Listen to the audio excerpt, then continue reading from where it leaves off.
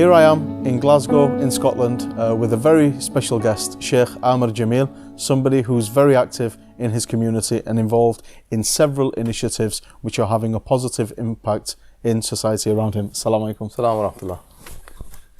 So Shaykh Amer, you're doing lots of different things within Glasgow, within Scotland and within the whole of the UK in general. But I want to find out a little bit more about you. Can you tell us about where you were born and where you were brought up? So I was brought up in Glasgow. In fact, the area I was born, the actual hospital was situated in a place called Rob Royston. And guess where my house is today? Rob Royston. So it's actually on the site of the hospital where I was born. Yeah, so I mean I've moved away, but I've come back and that's where I've ended up. So where the place actually I was born, that's where I live now.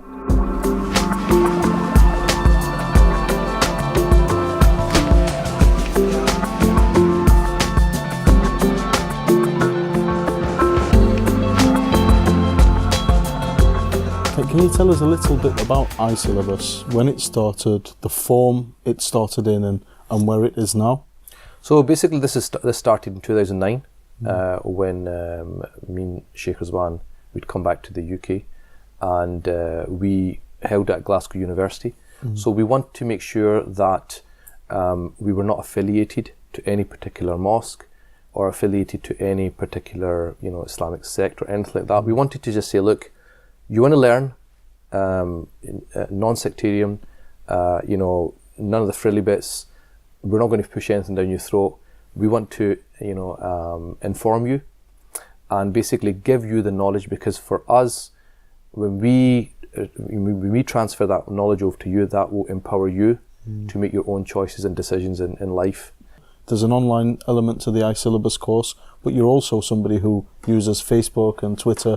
And could you tell us something, about what is your presence online and how do you use it and how does it differ from how you would normally interact with so people? My Facebook page is over 7,000, so it's okay, it's going well. It gives me an opportunity to share when I'm doing a course, I'm doing a talk in different cities. There's no other way I would have been able to contact those people, so people find out. A lot of people can follow my work and find out, oh, you were doing this, you were doing that, so how do you know? I'll follow your Facebook page. And then I cleverly understood that you can link your Twitter with your Facebook. So there's ways around, reducing your time.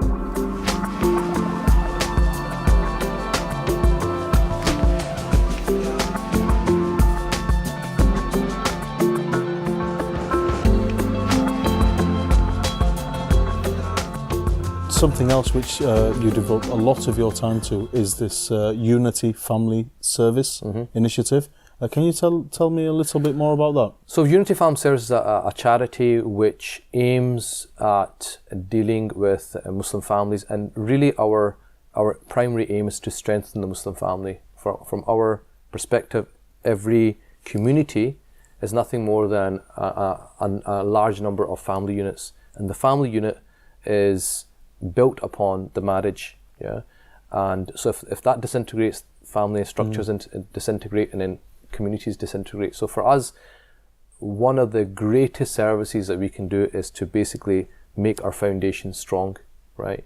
So when we saw that nothing was happening in this area, divorce was going up, people were having problems with their children, there was nowhere for them to go, and also the current structure that we had, people wouldn't go to certain mosques because the committee member knows me or something like you know yourself as a very close community, and there's issues of confidentiality. So we had to set up something independent that we're not affiliated to anyone. Whatever you disclose to us is not going to go anywhere. It's a safe place where they could come and just get advice of how can we help you. So people would come and they'd give us the issues that they're going through, the personal life. They're depressed, they're having marital problems, they're going through a divorce, and we would try our best to give them support.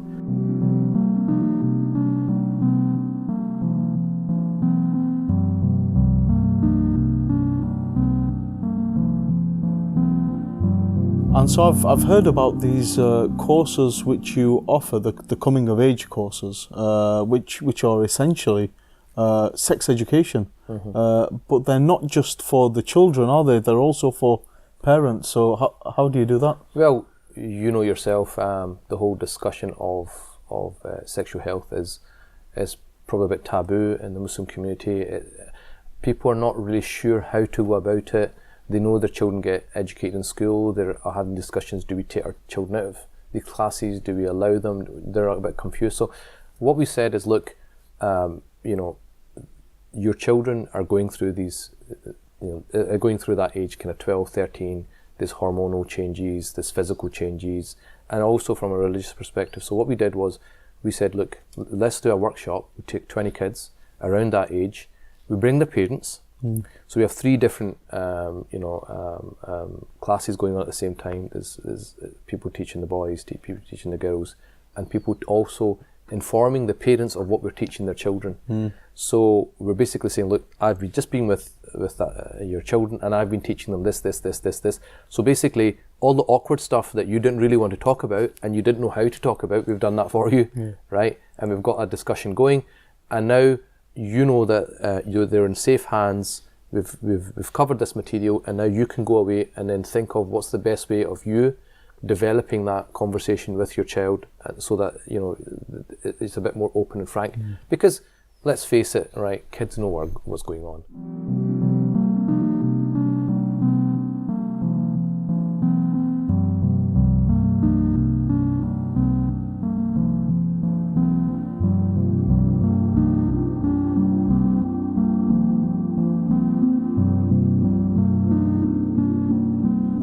You also run courses for marriage for people before they get married, and also people after they get married as well. So what kind of issues do you discuss in those courses?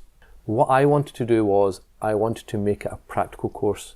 So in other words, you could be a practicing Muslim, non-practicing Muslim, doesn't matter, right? But the thing is, I know everyone's going to get married, or everyone hopes to get married. So something which is relevant to them, and it has a massive impact on their lives, and it has a massive impact in society. So I make it really practical. So yes, there's an element of Islamic knowledge in there, but it's very basic. A lot of it is just about understanding themselves, understanding what they're looking for, giving them examples from real life cases, people that have come to me, and I said, this is what happened, this is where it went wrong, right? They were alarm bells, but they didn't pick up on them. So I'm giving them my experience. I'm giving them lessons that they can learn from other people's experience, so that they don't make the same mistakes.